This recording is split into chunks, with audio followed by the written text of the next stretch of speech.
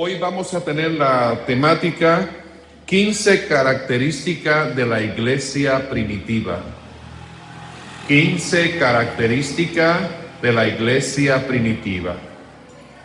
La mayoría de nosotros, cuando queremos hacer una reflexión en los hermanos, en las iglesias, nos preocupamos por hacerle ver cómo era antes el comportamiento de la iglesia y cómo es ahora el compartimiento o el comportamiento de las iglesias.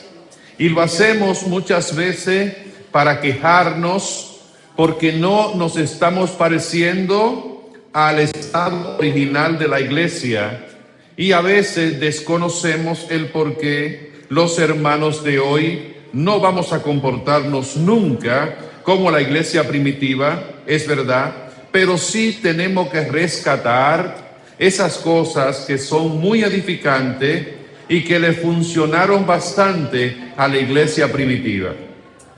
El primer error es situar que la iglesia primitiva nace con el bautismo del Espíritu Santo. Todo el mundo habla, predica y enseña que la iglesia primitiva comienza con el bautismo del Espíritu Santo. El derramamiento del Espíritu Santo marca el inicio de la iglesia.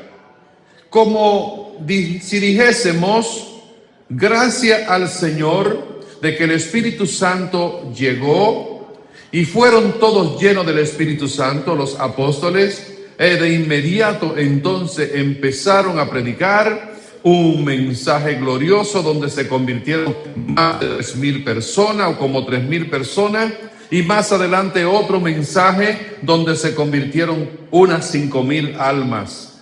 Diríamos, wow, qué tremendo, qué bueno, porque tantas personas aceptaron al Señor gracias a la llegada del Espíritu Santo. Sin embargo, todos nosotros estamos claros que esto de la llegada del Espíritu Santo es un punto de detonación, un punto de partida, un punto medio de partida, porque la verdadera iglesia comienza con los 3 años de ministerio del Señor Jesucristo, sembrando la palabra de Dios.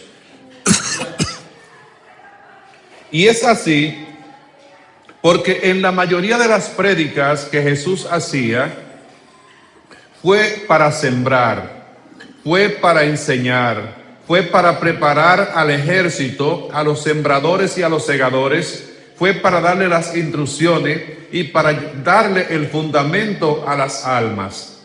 Tanto así que casi nunca se registra en las prédicas de Jesús él estar haciendo un llamado. Recuerden, a ver, Jesús da la predicación y nunca dice si alguien quiere aceptar a Cristo como su Salvador, si alguien quiere reconciliarse con el Padre Celestial, es este el momento, pasen ahora. No, fue un tiempo de siembra, fue un tiempo de preparación con la palabra en el corazón de las gentes.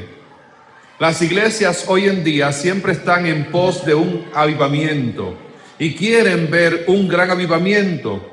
Y para ese avivamiento, ¿qué hace la iglesia? Se mete en ayuno y oración. Ora, ora, ora, ora y pide y clama. Eso fue lo que hizo Jesús cuando vino a ejercer su ministerio. Duró 40 días, sí, en ayuno y oración antes de comenzar a sembrar.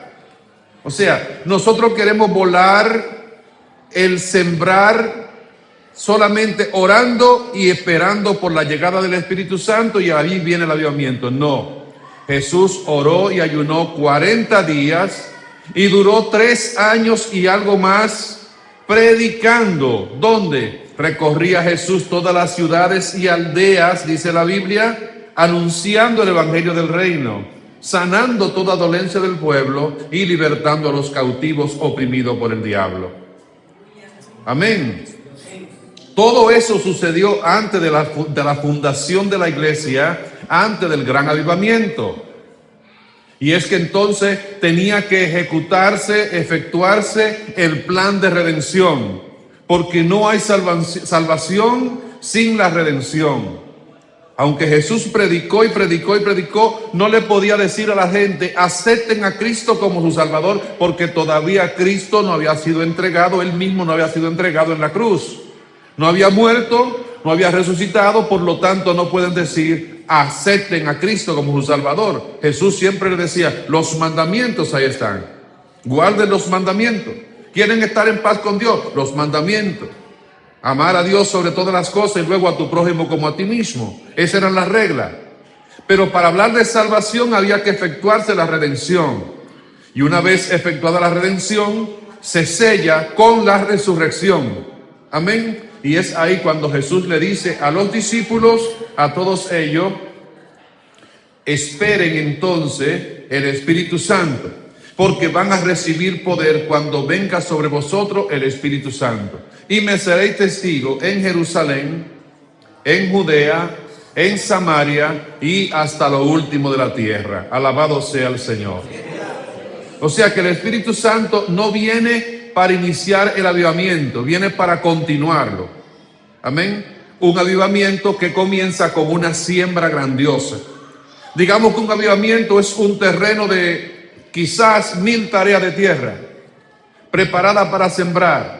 Y todo el mundo quiere que haya una buena cosecha.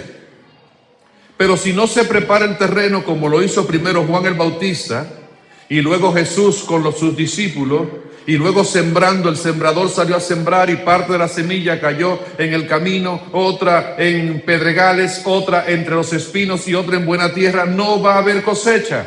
Amén.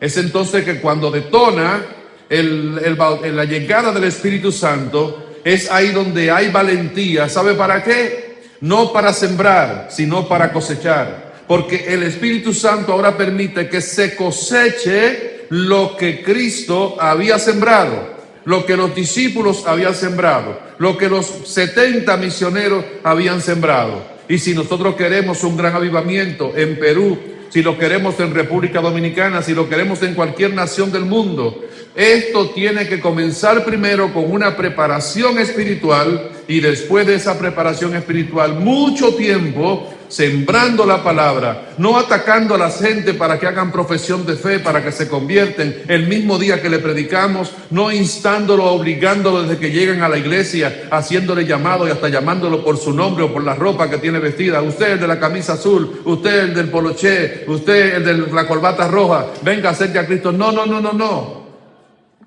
Cuando nosotros sembramos la palabra como lo sembraron Jesús y sus apóstoles, el día que el Espíritu Santo se derrama, las gentes, ellas mismas preguntan, ¿qué debo de hacer? Varones hermanos, ¿qué debemos de hacer? Y es ahí cuando les respondemos, como hizo el apóstol Pedro, crean en el Señor Jesucristo para que sean salvos. Arrepiéntense cada uno de vosotros para que venga de la presencia del Señor tiempo de refrigerio. Alabado sea el Señor. Entonces, mis hermanos, ahora esa iglesia que nosotros vemos que ha nacido ahí en Jerusalén, que ha continuado, tiene ciertas características que es importante que nosotros las recordemos para poder nosotros ahora compararnos y arreglarnos de acuerdo a lo que nos haga falta. Es como si el espejo nos está mostrando y diciendo, la corbata está bien puesta, el saco está mal, la camisa hay un botón que no está donde va. A través de lo que encontramos en la vida de los cristianos primitivos, nos podemos ver a nosotros mismos y nos vamos a preguntar si realmente estamos viviendo y actuando en virtud de eso que queremos lograr. Una iglesia que tenía un gran avivamiento, ya encontramos cuáles fueron las claves, a ver si nosotros estamos rindiendo con los requisitos de las claves que presenta la Biblia para que también podamos tener ese gran avivamiento de parte del Señor. Lo primero que dice la Biblia es que eran de un corazón y un alma y todo lo tenían en común. La iglesia primitiva era de un solo corazón y un alma, o sea, sentían lo mismo y todo lo tenían en común. Amén. O sea, para ellos no había algo que decir que esto es mío, que esto es tuyo, sino que cada uno decía, si yo tengo un vehículo, ese vehículo también es de mi hermano. Si yo tengo una cosecha, esa cosecha no es solamente mía, también está al servicio de los necesitados de mis hermanos. Si yo tengo tal cosa que mis hermanos puedan necesitar, pues eso es como si fuera de ambos. Está disponible, está a su disposición. Solamente solicítelo y será compartido y será entregado. Esa era la forma de ellos y tenían una razón de ser, y el por qué lo hacían es que los hermanos de la primera generación, los hermanos de la iglesia primitiva, tenían una seguridad de que el Señor venía pronto. Amén. Que venía de una vez, volvía de una vez, y que no había necesidad de estar haciendo planes a largo plazo, ni acumulando riquezas, ni acumulando posesiones, porque ellos decían, ¿para qué? ¿De qué me va a servir tener tantas cosas almacenadas y guardadas cuando el Señor viene pronto? Alabado sea el Señor. Una de las cualidades que nos distinguen de la iglesia primitiva es que aunque ellos estaban lejos de la segunda venida del Señor, creían que estaban cerca. En el caso nuestro, estamos cerquitita, pero bien cerca de la segunda venida del Señor, y a veces hacemos planes como si estuviese muy lejos, muy distante, como que faltan siglos todavía para la venida del Señor, y hacemos planes para granjear el mundo y para tener 20,000 cosas y hacer y dejar las cosas espirituales, el llamado de Dios, el compromiso del Señor, el fervor del Espíritu Santo en nuestra vida. Lo postergamos, lo adelantamos y le damos para adelante porque hay que hacer muchas cosas personales, familiares y profesionales, pero no están en nuestros planes como prioridad el que el Señor viene pronto y que lo que hay que hacer para Él, hay que hacerlo en el menor tiempo posible. Alabado sea el Señor. La iglesia primitiva tenía devoción a la enseñanza de los apóstoles.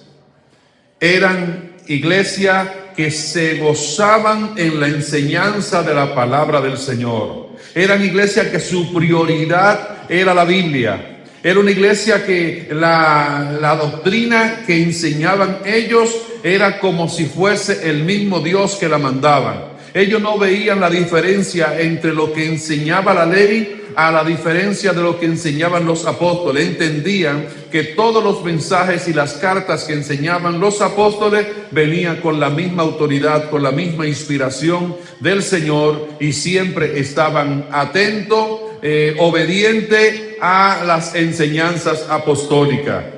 Era una iglesia también, en tercer lugar, constante en la oración. Y no simplemente una oración, sino oraciones fijas y también visitas de oración.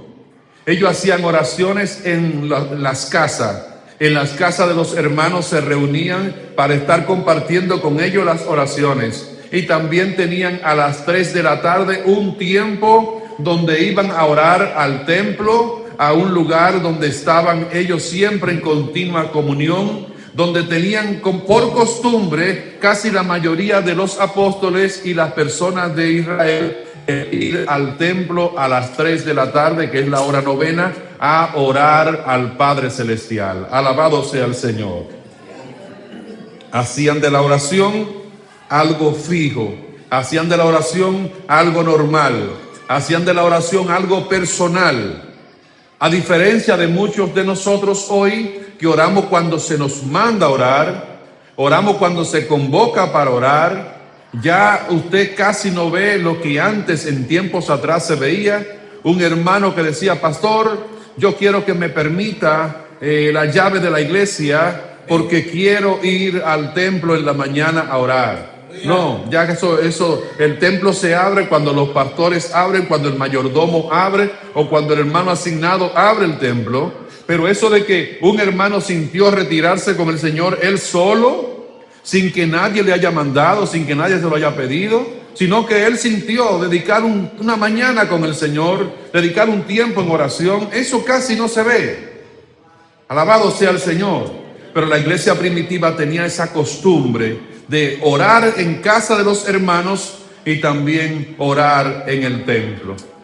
¿Qué se gana cuando nosotros oramos en casa de los hermanos?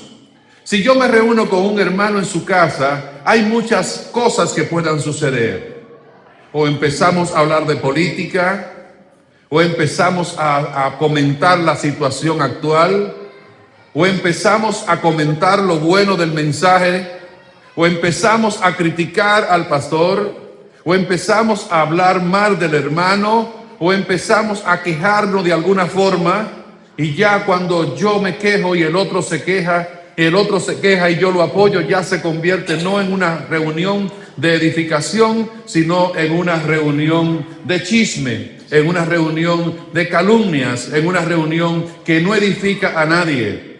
Pero muy raro va a ocurrir que dos hermanos van con su Biblia y con su libro de los himnos para cantar, llegan a un hogar de un hermano o de una hermana, hacen par de oraciones, cantan una alabanza, interceden. Ahí no va a haber lugar para el chisme, ahí no va a haber lugar para la queja, ahí no va a haber lugar para la contienda, porque lo único que se va a hacer en ese lugar es aclamar, a interceder, a aclamar, a hacer oraciones, a hacer clamores a favor de la iglesia, del liderazgo, de lo que está funcionando mal, de lo que queremos que funcione bien, de las almas que están perdidas, de los misioneros que vienen para la misión. Eso va a suceder cuando la iglesia tiene costumbre de orar en los hogares y también orar en el templo, sin que sea esas oraciones el culto congregacional. Alabado sea el Señor. 4. Compartían los alimentos con gozo y sencillez. Alabado sea el Señor. Esa costumbre que tenía la iglesia primitiva les unía. El compartir los alimentos con los hermanos, no podemos nosotros dejar la buena costumbre antigua. No es cuestión de ir a un restaurante y llevarlo, o a un comedor y comprar comidas ahí en ese lugar. Es disfrutar del calor humano que se siente cuando usted en su casa puede hacer una sopa, puede hacer un pollo, puede cocinar un arroz e invitar a una familia y decir: vamos a compartir los alimentos en este día. Y no de ahora para ahora, sino con invitación previa de un tiempo prudente, de decirle: hermano, ¿crees que el próximo sábado o el próximo domingo puedes venir a nuestra casa y hacernos el honor de poder compartir el alimento con nosotros? Sí, claro, ¿cómo no? Mire lo que fortalece los vínculos familiares y los vínculos espirituales. Muchas veces tenemos un mal concepto de una persona porque solamente nos relacionamos con la mirada y con el saludo en la iglesia. No tenemos más forma de relacionarnos. ¿Qué tiempo pasamos nosotros? Si pasamos acá un tiempo, en Dominicana hay unas iglesias que tienen un letrero que dice: antes del culto hablo con Dios. Durante el culto, Dios me habla a mí. Y después del culto, hablo con los hermanos. Pero cuando termina el culto, dice el pastor: váyanse rápido a su casa, porque ustedes saben que hay delincuentes que no pueden quedarse a mucho tiempo barajando por acá. No vaya a ser que aparezcan unos maleantes. Y yo le pregunto: ¿y entonces cuándo es que habla con los hermanos? No hay compartimiento con los hermanos. Y usted verá qué funciona cuando compartimos los alimentos. Cuando compartimos los alimentos, vamos en familia a la casa del hermano. Y los hijos suyos que están creciendo van a hacerse amigos de los hijos míos que están creciendo también. Y eso van a ser sus amiguitos por 1 hora, por 2 horas, por 3 horas. Mientras nosotros estamos quizás hablando de cosas de adultos, ellos están jugando, ellos están entreteniéndose, ellos están ahí en la diversión. Pero eso van creando vínculos de amistad, vínculos de hermandad. Y ya estos niños no son simplemente visitantes a la iglesia, ni son los hijos de los hermanos, son los amigos de los hijos de los hermanos. Amén. El pastor se hace amigo de sus hijos cuando usted invita al pastor a su casa. Los hijos no solamente conocen al pastor en la iglesia, sino que lo conocen en la casa suya, almorzando y compartiendo los alimentos con ellos. También se hace amigo el pastor o el líder de los demás amigos inconversos de su familia, porque si ellos no vienen a la iglesia, al usted invitar al líder de jóvenes, al líder de caballeros, al líder de damas, al líder pastoral, a su congregación, su casa, ellos están disfrutando ya del conocimiento de quién es el pastor, de quiénes son los líderes y quiénes son las personas. Eso fortalece la unidad, fortalece el vínculo. No es simplemente un gasto económico, sino una estrategia que Dios permitió en la iglesia primitiva para poder fortalecer el vínculo de unidad entre las personas. Hay gente que no se descarrían en el momento de prueba y de dificultad, porque aparte de saber que si se salen de la iglesia pierden la relación con Dios, están también diciendo: si salgo de la iglesia voy a perder mis buenos amigos, mis buenos hermanos, la gente con la que yo comparto, la gente con la que yo estoy constantemente relacionándome. Alabado sea el Señor. Por eso el compartir el alimento a veces no tiene que ser un gran manjar donde tenga que utilizar tantos soles para comprar 20,000 cosas para hacer un espléndido manjar. No, se puede comer algo sencillo, se puede comer algo normal. Amén.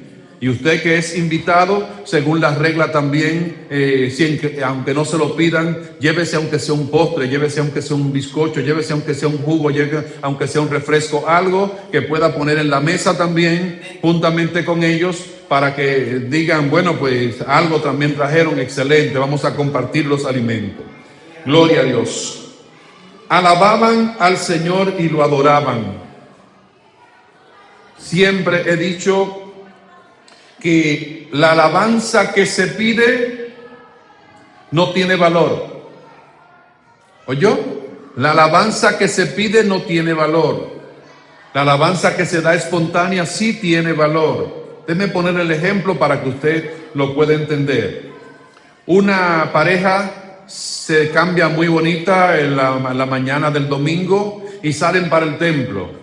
La dama se viste muy elegante con un traje nuevo, un vestido nuevo, y el esposo no está muy al tanto de la vestimenta de la esposa, porque tiene que irse primero o se va después, porque uno tiene un compromiso inmediato. Quizás la señora o la dama, la hermana, tiene un compromiso para dar una clase bíblica y él sale después, pero el esposo está viéndola a ella mientras se está cambiando, mientras se está arreglando para ir a la iglesia. Y ya cuando sale de la casa para la iglesia, él está en la puerta y ella le pasa por el lado. Pero el esposo no dijo nada. La esposa llega, sale de la casa y en el camino los que manejan los toritos le dicen: hermana, pero usted está muy elegante hoy. Sin malicia, pero le está reconociendo. Ah, qué bueno, gracias, gracias. Al llegar a la iglesia, las hermanas que están en la puerta dicen: wow, y es para una boda que va la sierva. No, pero usted se vistió hoy como que va para una boda. No, es algo sencillo, un vestido. Y así todo el mundo la ve y le dice: ay, pero ¿y dónde lo compraste? ¿Y a dónde apareció? ¿Te lo mandaron de fuera? Porque están maravillados de lo muy bonito que le queda el vestido a la hermana. ¿Cuántas personas la reconocieron, le dijeron que estaba linda, que estaba muy bien arreglada? Cuando llega a la casa, después que termina el servicio, la hermana le dice al hombre, a su marido: viejo, mira, todo el mundo me dijo hoy que yo estaba linda. Ay. ¿Y el hombre le dijo algo? ¿El marido le dijo algo? ¿El marido le dijo que estaba linda? Nunca le dijo nada. Y ahora cuando después que ella le dice eso, él le dice: sí, no, claro, tú te ves lindísima, tú te ves preciosa. Funciona igual. Se siente bien la hermana, ¿verdad que no? Porque es que el esposo vino a decirle que estaba linda después que todo el mundo se lo dijo. Y no solamente eso, sino que le está diciendo eso porque ella le está reclamando que todo el mundo le había dicho que estaba preciosa, pero él no le había dicho nada. ¿Me comprenden, mis hermanos? Eso sucede cuando nosotros nos pasamos el culto entero sin decir un gloria a Dios. sin decir un aleluya, sin decir un alabado sea el Señor, sin decir un te amo Padre Celestial, te alabo Señor amado, te bendigo Padre mío, y solamente decimos, ¿cuánto alaban a Dios? Amén. Gloria a Dios. Ve, entonces la alabanza que se pide no es de la misma calidad que la que se da espontáneamente. Y nosotros no tenemos que estar diciendo diario, a cada segundo, cada momento, gloria a Dios, gloria a Dios, gloria a Dios. No. Pero en el momento que usted siente hacerlo, délo. En el momento que usted tenga que decirlo, dígalo. Y exprésele el por qué usted está alabándole en ese momento. Porque las alabanzas no son sin motivo. Las exaltaciones tienen un motivo, un propósito. Te amo, Padre Celestial, porque me diste un precioso día. Eso es una razón.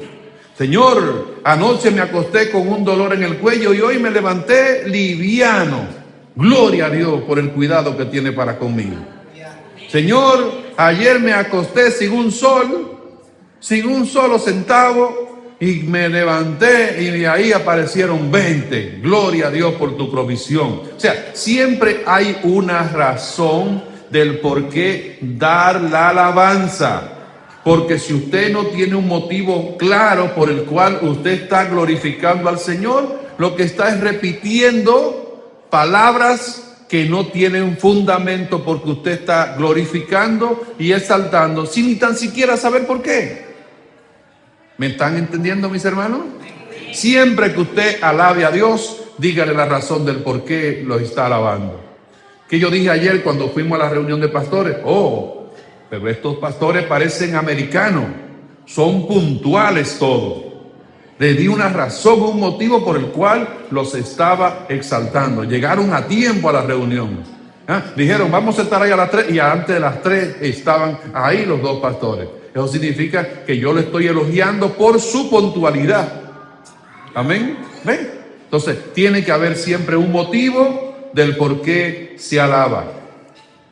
Y David decía, en medio de la congregación te alabaré. ¿Recuerda? La mayoría de nosotros solamente alabamos al Señor cuando nos toca pararnos aquí al frente. ¿Ha visto eso? El que se para aquí al frente, ¿cuánto alaban el nombre del Señor, hermano? Glorifiquemos el nombre del Señor, porque está aquí al frente. Y cuando está sentado ahí, ¿qué hace? Callado. Entonces dice David, en medio de la congregación, ahí en el banco, en medio de la congregación te alabaré. No solamente cuando me toca cantar el himno, cuando me toca cantar el coro, no solamente cuando me toca dirigir la alabanza, en medio de la congregación también yo te alabaré. Gloria a Dios. 6. Evangelización y crecimiento. La iglesia primitiva no paraba de evangelizar, hermanos. Y dice, pero con 3,000 almas que se convierten y luego 5,000 más, seguían evangelizando. Sí, claro, hermano, porque ese es el secreto del avivamiento, no quedarse conformista. Hay iglesias que desde que llenan el templo ya se le va el espíritu de trabajo y se le va el espíritu de evangelismo, porque ya la iglesia se llena. Y ahora lo que se dice es, bueno, vamos a concentrarnos ahora en lo de adentro. Sí, hay que concentrarse en lo de adentro, pero hay que seguir buscando los de afuera. Porque los que están adentro ahorita se casan y se mudan para otro condado, para otra villa, para otro pueblo. El que está trabajando temporero aquí, le llega un traslado y se va para otro lugar. ¿Y quién va a ocupar el lugar del que se va? Las almas que estamos evangelizando para que siga la iglesia del Señor creciendo. Porque no nos conformamos con llenar una iglesia, es llenar el reino celestial de almas salvadas. Alabado sea el Señor. Así que la iglesia primitiva siempre era una iglesia que estaba en continua evangelización. Eran llenas del Espíritu Santo y guiados por Él. Porque hay personas hoy en día, no sé si aquí en Perú ocurre, que alardean de ser llenos del Espíritu Santo, pero son personas desobedientes, son personas que se gobiernan, son personas malcriados, son personas que insultan a los demás, Son personas que no se llevan bien con los hermanos porque ellos creen que el grado de santidad que tienen está por encima de los demás hermanos. No, las personas que son guiadas por el Espíritu Santo y llenos del Espíritu Santo son personas que automáticamente, además de ser personas que son siervos fieles de parte del Señor, son muy dóciles, son muy obedientes, son muy tratables, son personas que se integran y son personas humildes que no se creen ser superior a nadie. Esa es la iglesia primitiva y es el reto para que también nosotros podamos serlo. Eran también personas de oración intercesora, no solamente de oración común, de rutina, sino también de intercesión. ¿Recuerdan cuando Pedro cayó preso? Mientras Pedro estuvo preso, ¿qué estaba haciendo la iglesia? Estaba intercediendo, estaba clamando, pero estaba intercediendo creyendo que Dios iba a hacer algo.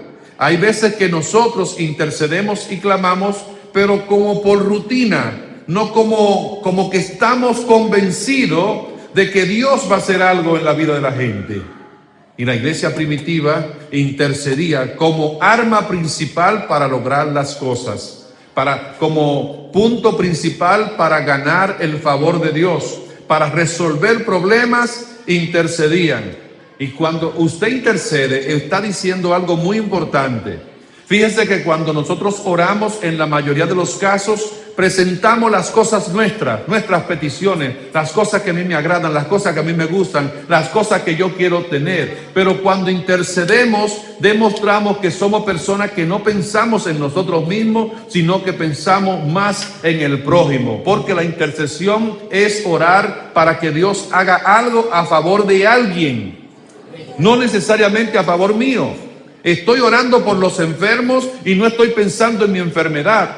Estoy orando por los que no tienen recursos y no estoy pensando en mi falta de recursos. Estoy orando por las personas que tienen problemas y no estoy pensando en mi problema, estoy pensando en lo de los demás. Y cuando nosotros hacemos esa vida espiritual al estilo de la iglesia primitiva, damos a entender que somos realmente hijos de Dios, porque la Biblia dice que consideremos a los demás como superiores a nosotros mismos y que busquemos el bien mejor, el de los otros y no el de nosotros. Eso es lo de la iglesia primitiva. Hoy en día no es así. Hoy en día si están repartiendo algo y a mí me dieron el más pequeño, me quejo porque ¿por qué me dieron el de menos calidad, el de menos costo? ¿Por qué me dieron la papaya más chiquita o más pequeña cuando a otros le dan la grandota? No, en los tiempos primitivos, tenga usted la grande, hermano, tenga usted el mejor suéter, tenga usted el mejor traje, tenga usted la mejor corbata, a mí no importa, porque eso era lo que buscaban ellos y a Dios le agradaba que se comportaran así. Alabado sea el Señor. Sufrieron persecución, pero aprovecharon la circunstancia. Hoy en día nosotros, si algo se levanta contra el Evangelio, si algo se levanta contra la iglesia, es como una ocasión y razón que se nos da para que nosotros no hagamos nada, para que ni nos congreguemos, para que no vengamos al templo. No.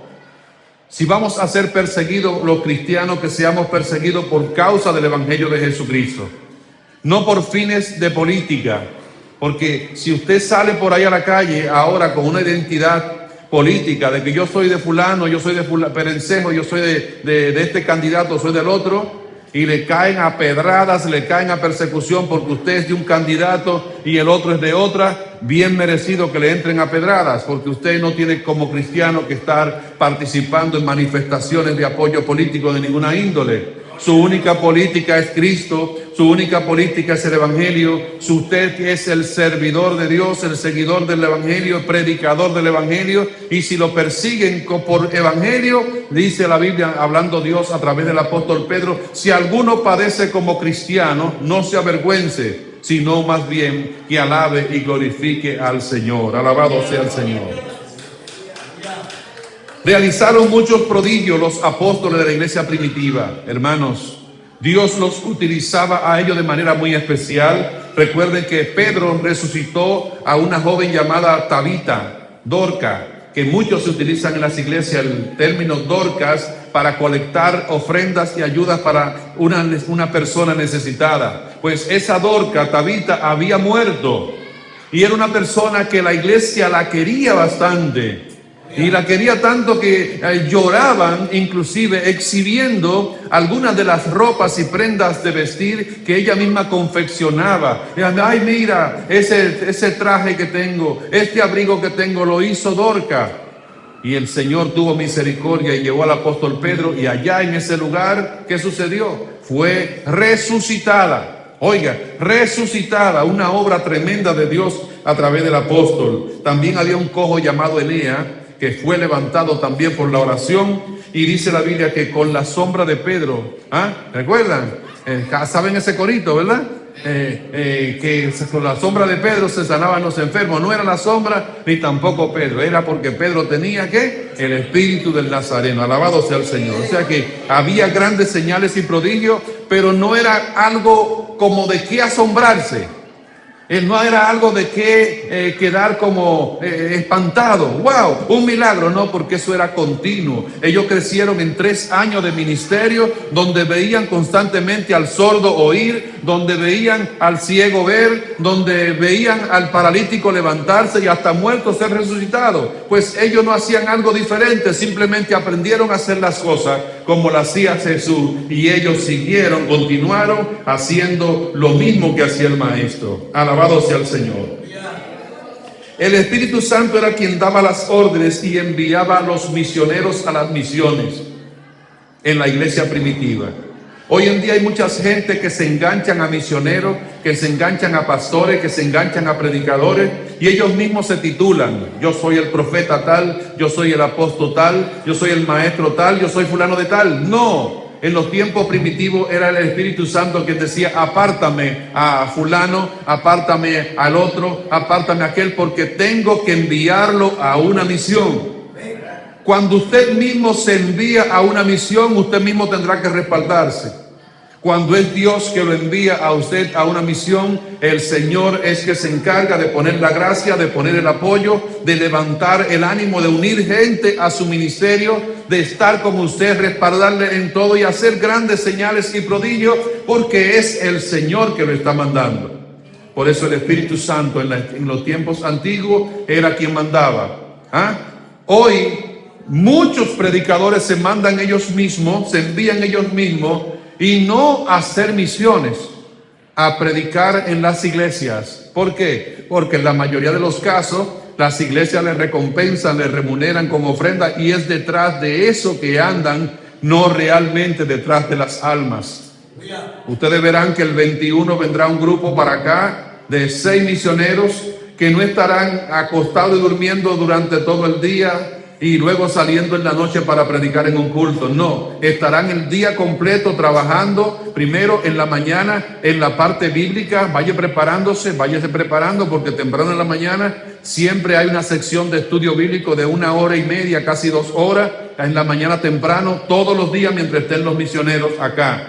Luego entonces pasan al desayuno, luego entonces pasan a la jornada de evangelismo, almuerzan, descansan un poco y en la tarde salen a la misión de nuevo, para quedarse en la noche en el culto también que se dé al aire libre o que se dé en el templo, imitando a la iglesia primitiva. Eso es lo que hacemos nosotros también, y les rogamos a ustedes también que se dejen dirigir por el Espíritu Santo.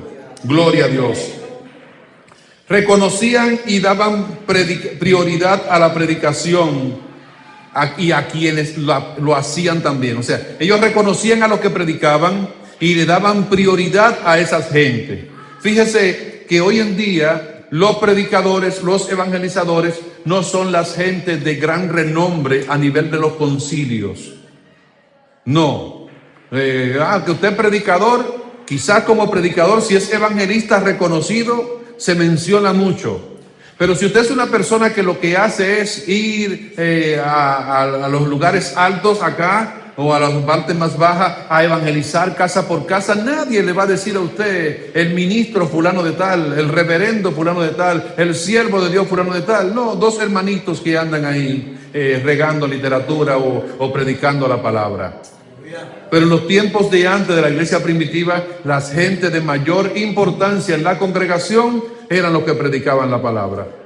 Tanto así que cuando empezaron los problemas internos de la congregación por causa de la repartición de las dádivas, buscaron forma de cómo resolver el problema, y dice que el Espíritu Santo le pareció bien que la iglesia eligiese a 7 personas de buen testimonio, no neófito, lleno de sabiduría, de conocimiento de la palabra, para que atendieran los asuntos internos de trabajo local, como era la repartición y el bregar para que las cosas se hagan correctamente.